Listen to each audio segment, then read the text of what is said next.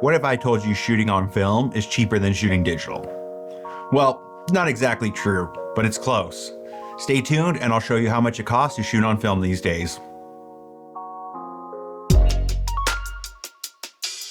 So the point of this video is kind of to dispel the myth that shooting film is really very expensive and will crush your budget or whatnot. We here just recently got a 16mm camera and decided to shoot some film for a couple really cool projects we have going on. We love film. We love 16mm. We love it all.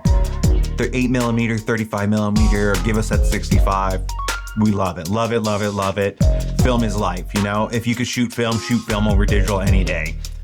It's not always the case because film is expensive though. It's a little pricey. It's not gonna be as cheap as digital for the most part. And that's what this video today is for. I want to dispel some of those myths that shooting film is expensive and impossible to do. So we in the studio here got a Bell & Howell 240EE. It's this specific camera right here. It's an amazing camera. It's awesome. Orson Welles had one of these and apparently he was a big fan of his. He really loved it. And I can see why. It's a great camera. It's an amazing piece of mechanical equipment. This one right here is about 60 years old, maybe a little bit older than that even. It could be possibly closer to 70. We don't know, but it works. It's still in working shape. All you really need to get this bad boy working is film and a light meter. So how much did this cost? This is a crank style 16mm camera. You can get 8mm cameras for a little bit cheaper, and you could possibly get Bolexes for a little bit cheaper, but I wouldn't say a lot cheaper. So I got this Canon 240EE in working condition for $250. That's right, $250 for a working camera body. I didn't need to do anything to it. I didn't need to lube it, grease it. I didn't need to take it to get CLA'd or anything like that.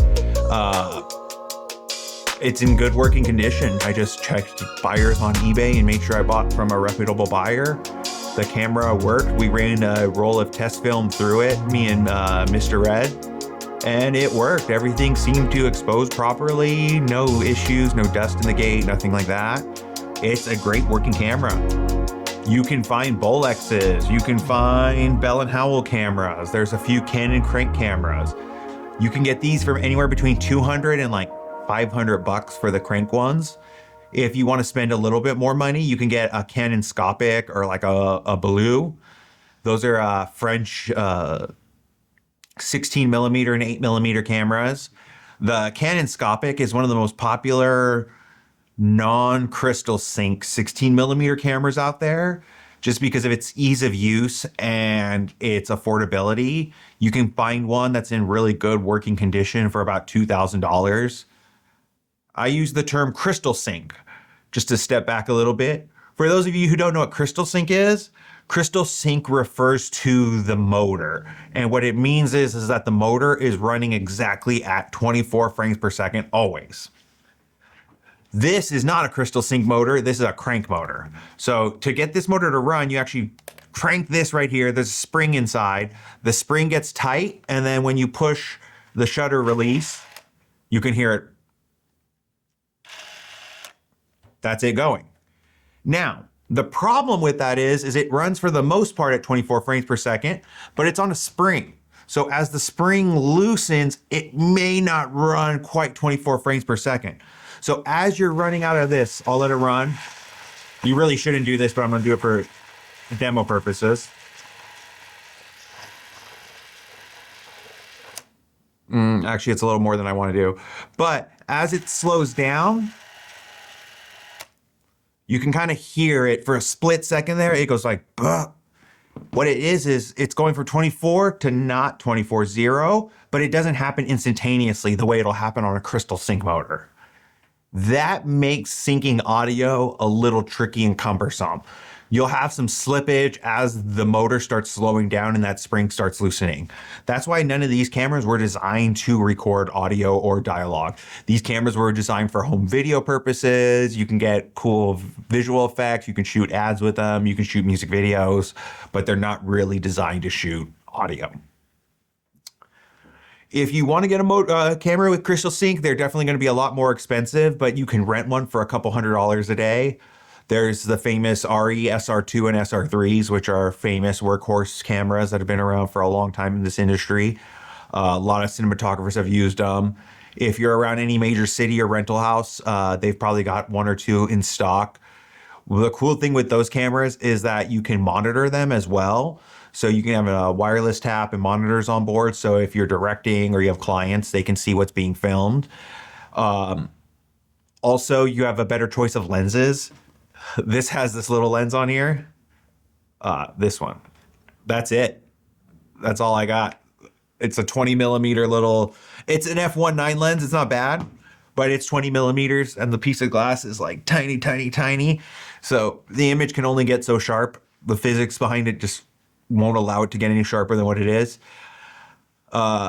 If you rent like an SR16, an SR3 or an SR2 RE 16 millimeter camera, you have a lot more options when it comes to lenses. You can get some really clear glass, some sharp glass. You can get anamorphic. You can get zooms. There's a lot of more options for that. Okay, so we have the camera.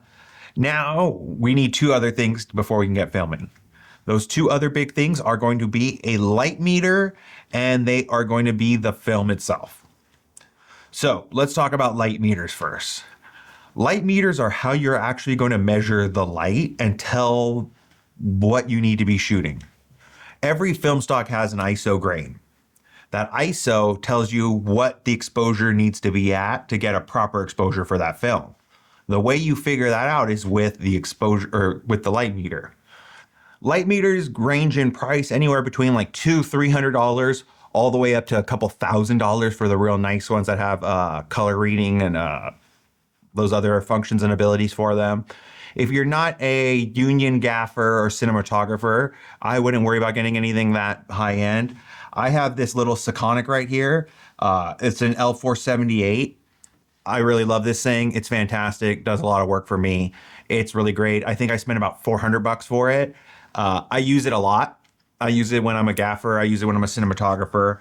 I trust it a little bit more than the light meter inside my camera. I'm a Sony shooter, so there really isn't internal false colors. That's one of the big complaints about Sony cameras is that they don't really have false colors internal on the cameras.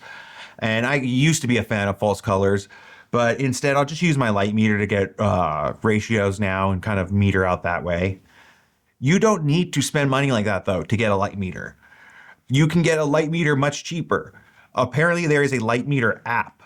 I haven't tested it yet. I'm going to do a test of it in the next couple of weeks. I'm going to get the app and then see how accurate it is. From what I've been told, though, it is actually really accurate.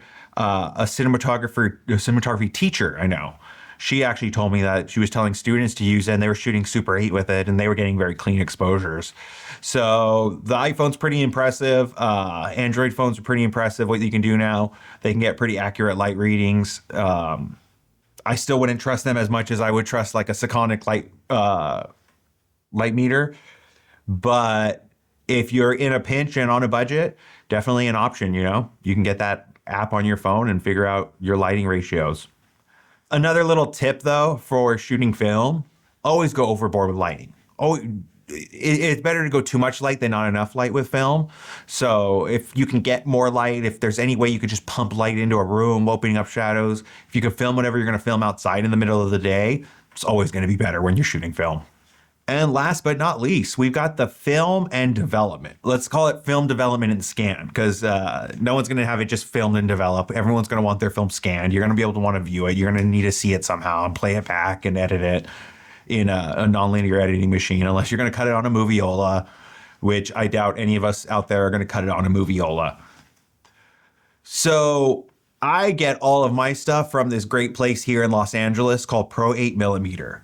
Pro 8mm sells 8mm and 16mm film packages. These packages are basically the film, the development, and scan all in one. So I like to shoot Ektachrome 100 and I like to shoot 500T, Kodak 500T.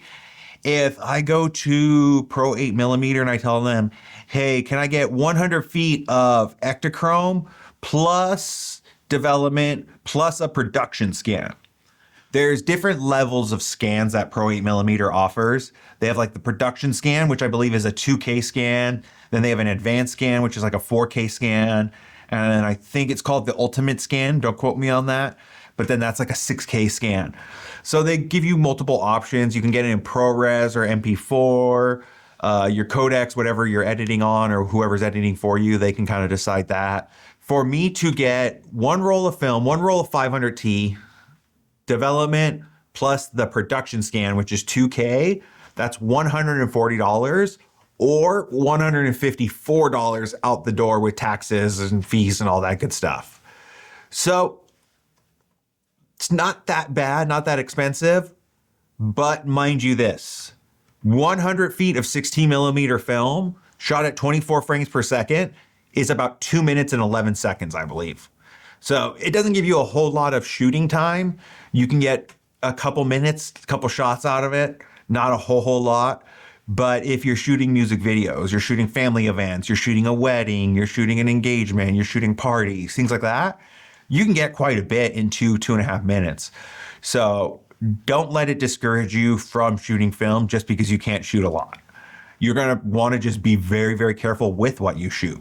You know, you're not gonna just wanna fire. You're gonna wanna frame up and make sure whatever you shoot looks good, is properly exposed, is in frame. You know, you're gonna wanna take your time with it and not just fire away. And that's one of the big benefits of film, is that it causes us to slow down and think about what we're doing. It causes us to slow down and consider the choices we make. It causes us to consider what's going on in the frame, what's happening, what are our actors or talent doing, what are we looking at. It's really good. It's a great medium. And I think film makes filmmakers better. I really do. I believe it makes me a better filmmaker. I believe it makes everyone else a better filmmaker having to shoot on it. Here are some fun BTS snaps and videos we got during the making of our proof of concept / fake trailer for our short film coming up, Scream Queen. There's a movie within a movie, and we decided to shoot that on film. The day went really smooth. We had an excellent team who really helped us out. We had great lighting that day as well. If you want to see Scream Queen, make sure to follow our Wild 7 Studios YouTube channel. That'll be dropping soon, and we'll have some videos on the production of that as well.